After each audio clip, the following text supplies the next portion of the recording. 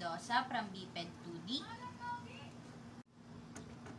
First is speed limb movement. In speed limb movement, the task will need the arm and legs move quickly without reaction time.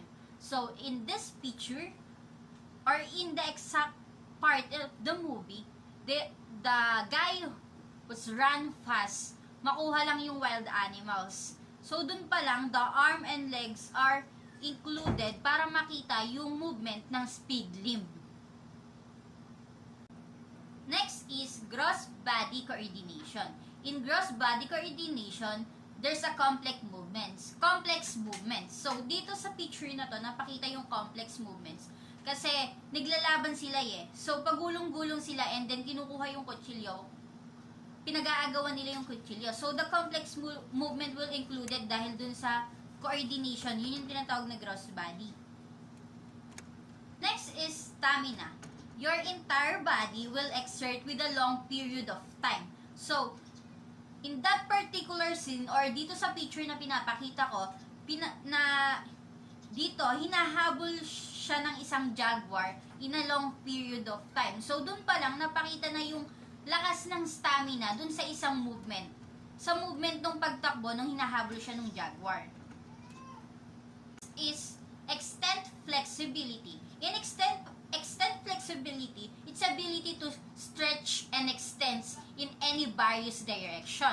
So in this picture, napakita that the guy was needed to extend their flexibility because he needs to get the target. So, dito kasi, di ba, hawak niya yung pana. And then, kailangan gumawa siya ng isang extended or stretch na movement para matamaan niya yung isang target. In dynamic flexibility, it involves repeated and rapid movement. So, it shows, dito sa picture na to, na nagagawa nila ng mabilis yung bagay and repeatedly because di ba yung mga manggagawa sa temple, yan yung pinapakita sa picture, yung mga manggagawa sa temple na ipakita nila yung mabilisang paggawa dun sa temple. Next is gross body equilibrium. Gross body equilibrium is the total balance with absence of vision. So, dito sa picture na to, napakita yung balance in a total absence of vision. Kasi nahihirapan na sila eh. So, di ba, yan, dyan sa picture, napakita na duktong-duktong sila. Tapos, dumadaan sila sa isang hindi naman sure na yung daan na puro bamboo lang. Yan yung nakalagay sa picture. So, and then, nahihirapan sila, tapos may mga sugat sila. So, that total absence of vision, wala na. Pero, natawid pa rin nila yon. Natawid pa din nila yung certain na daan na yan na puro bamboo. Kahit na absence of vision yung, dahil wala silang vision. Next is balance with visual cues. Balance with visual cues is ability to maintain balance with visual cues are available. So, in that picture or in this picture, napakita sa scene na ito yung total balance of everyone crossing the river. So, napakita yung the balance and with visual cues ng movement. Next is explosive strength. Explosive strength, it is an expanded, a maximum of energy or an explosive activity. So, in these pictures, napakita yan kasi hinit nung guy yung another guy. So, yung explosive strength are included doon sa movement na yon, sa ginawa niya because nag-exert siya ng certain strength and energy dun sa ginawa nung guy, dun sa isang guy, nung hinit niya to. Next is static strength. Static strength, it involves exertion with weight object. So, in this picture, napakita na hawak-hawak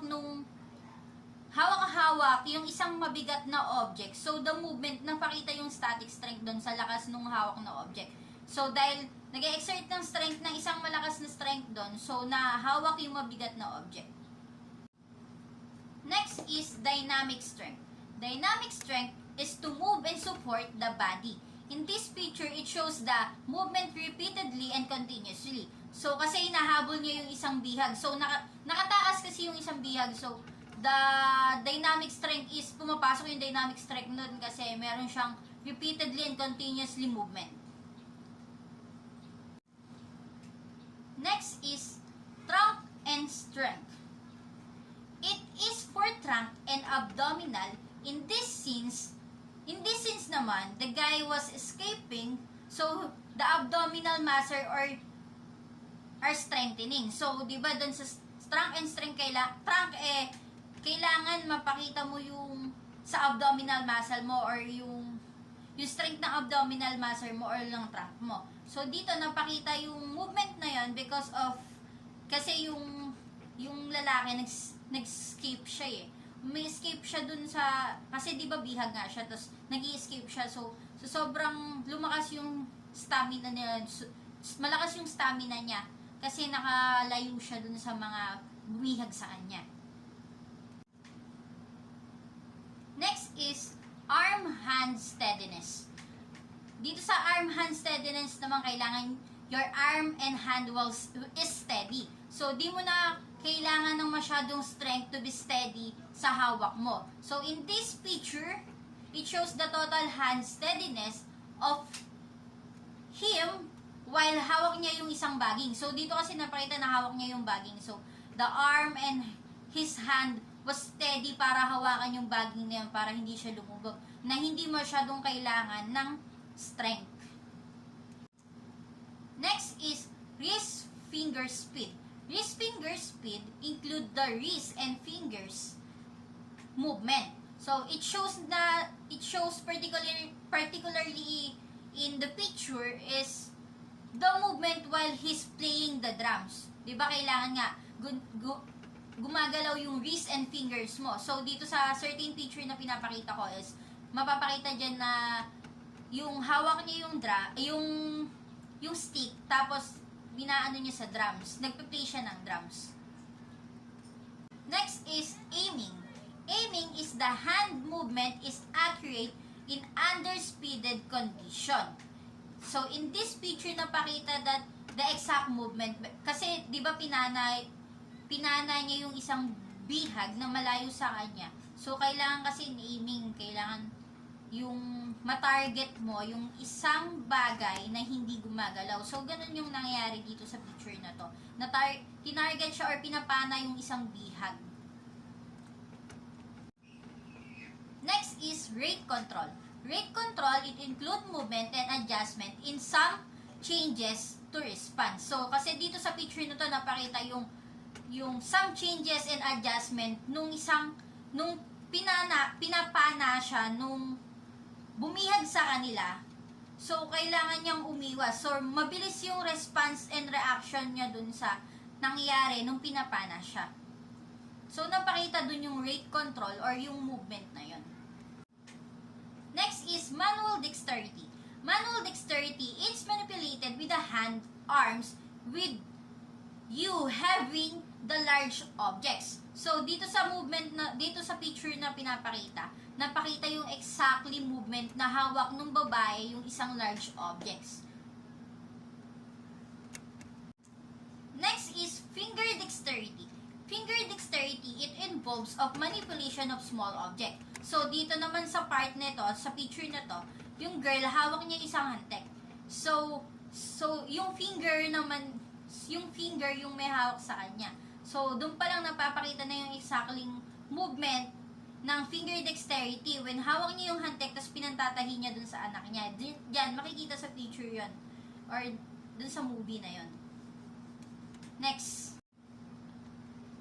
is multi-limb. Multi-limb coordination is ability to coordinate movement.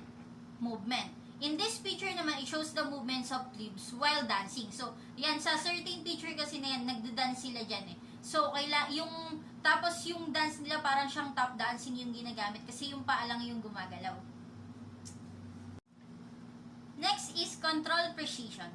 Control precision requires highly controlled movement and adjustment. So, in this picture, napakita talaga yung exactly movement kasi dito nasa isang kawayan sila na duktong-duktong. So, nasa isang bangin sila. So, the certain adjustment and control ay pumapasok sa movement nito para hindi sila mahulog sa bangin. So, mabilis yung adjustment and control nila para di mahulog dun sa bangin na yun. Next is response orientation. Response orientation, it involves quick choices, alternative movements. In this part naman, sa picture na to, yung guy, nakalayo na siya, tapos nakawala na siya dun sa bumihag sa kanya. So, lahat ng kalaban niya is had a quick choices para habulin siya kasi nakatakas siya. So, para habulin siya. So, yun, parang dun napakita na yung exactly movement na kailangan ng quick choices. Quick choices kung hahabulin ba or hindi yung nakatakas na bihan. Last is reaction time. Reaction time is there a single stimulus and single responses. So, in this picture, napakita yung exact movement. It shows the single response of guy nung tinapik siya or tinap siya nung brother niya. Diyan makikita sa picture na tinapik siya or tinap siya nung brother niya. So, the single response when siya nung umilag siya or nag-react siya dun sa ginawa ng brother niya.